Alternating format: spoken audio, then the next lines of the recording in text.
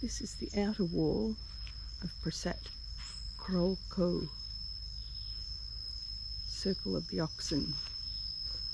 You can just see a water basin over there, a water reservoir. And this is the Eastern Copra.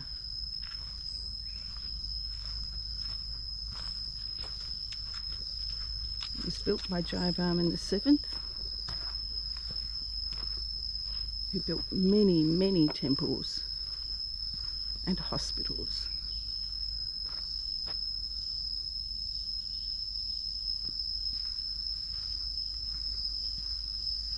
You can see the sandstone and the laterite.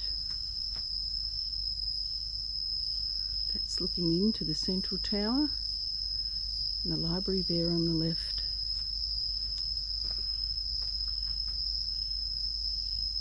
And just to show you some of the carvings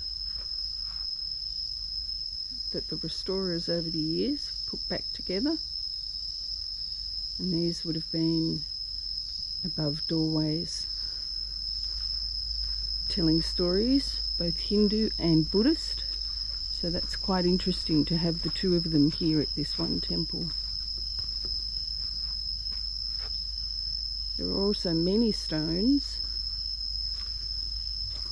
that haven't been put back into the buildings.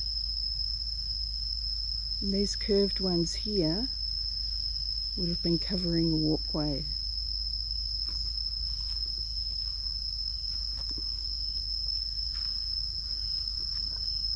From here you can see the moat.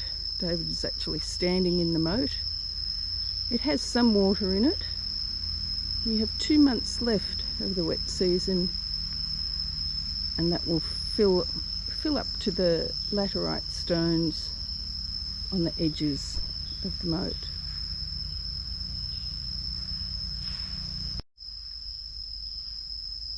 Jayavarman VII reigned from 1181 to 1222.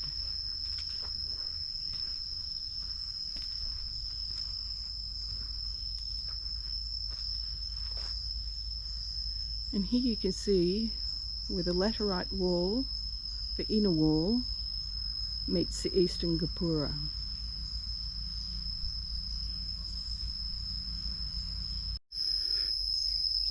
Within the inner wall, as we go into Krol Ko, there is the Eastern Copra or entrance gate. And here's a library. And right in the middle is a small but rather elegant looking temple, the main temple, Krol Ko. You'll notice there's no lotus on the top, but we found a lotus on the ground out the back. We'll have a look at shortly. But first across to the library. As with many of the buildings, there are a lot of false windows. So this is one of the false windows.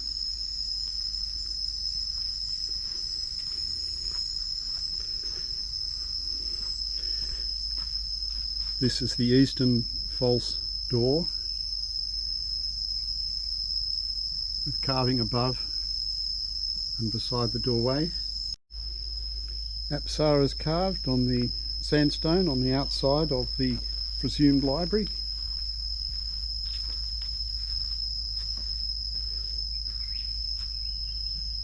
And the small library itself.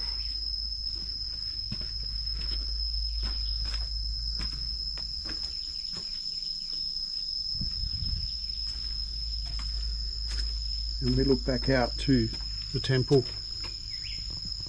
Much sandstone on the side with carvings.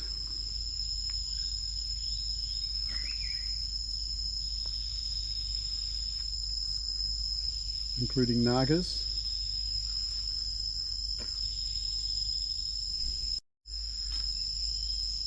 Wasp and termite nests are quite common. Keep away from these fellows.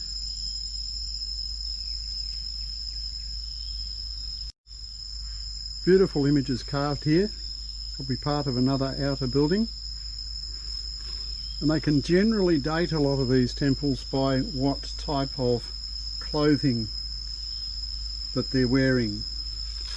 the design of the pants and the design of the headwear.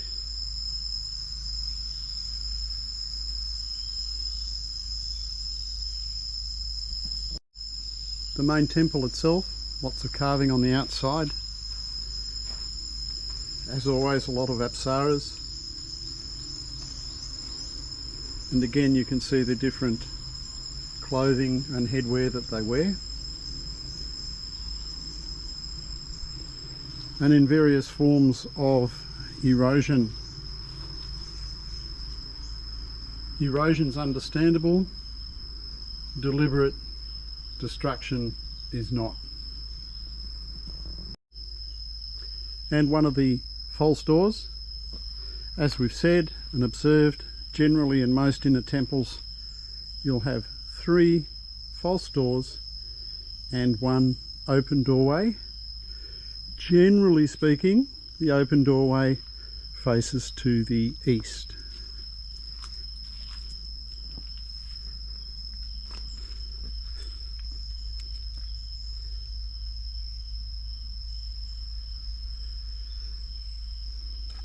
And at various times of the year, the Apsara staff will come along and they'll trim off all of this vegetation, because vegetation is quite destructive. Another false door, this is the west facing door. Quite solid structures, and they've got that self-supporting roof design up the top. Feature of many of the temples. Again, flanked on either side of the doorways by Apsaras and sometimes by male guards. And as we turn around and look at towards the inner wall, we find over here the remains of one large sandstone lotus. Normally that lotus would be located around here and up on the top of the temple.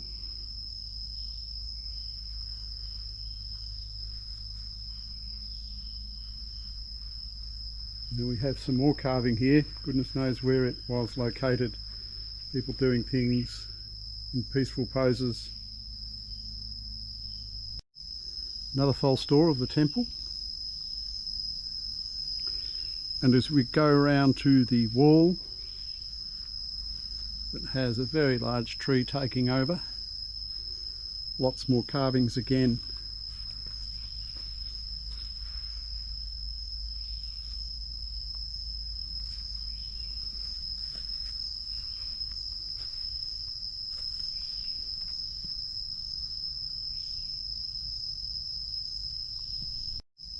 Another false door of the temple.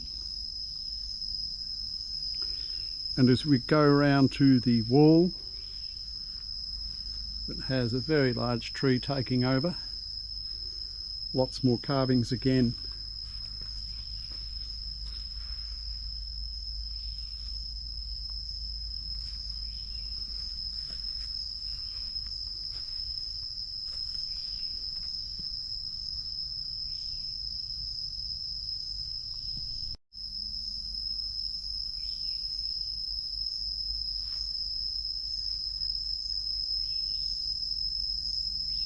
So again, that's the Gopura, or the entrance, coming in from the east, and there's a walkway that comes along to the front of the temple.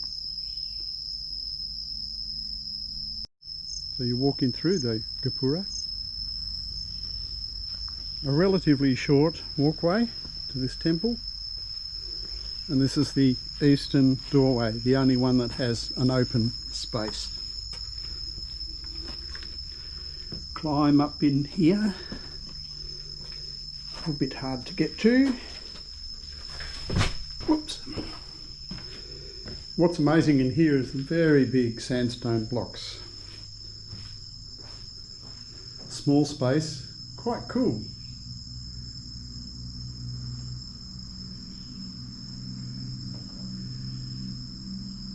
And the holes are one of 2 things. These could be drilled so that they're able to pick up and locate them, or in some cases they would then put some stucco or some pressed metal on the inside of the walls. None of the temples we see today are actually looking like what they did at the time. They were a lot brighter and a lot more elaborate. And then up at the top of the supporting columns, you'll see a fair bit of carving work as well into the sandstone. Usually up the top it's just floral in design.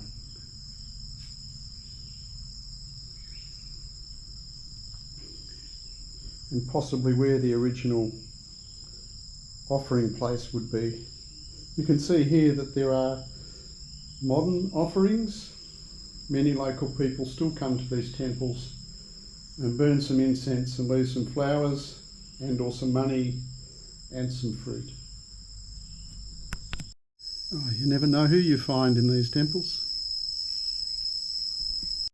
And we head back out of the temple towards the Eastern Copra or Eastern Gateway.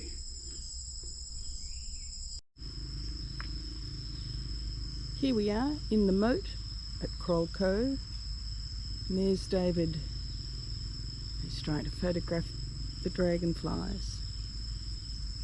This is the west side. You can see the central tower in the distance there. There are no entrances, no gopuras, except the eastern one in this inner wall.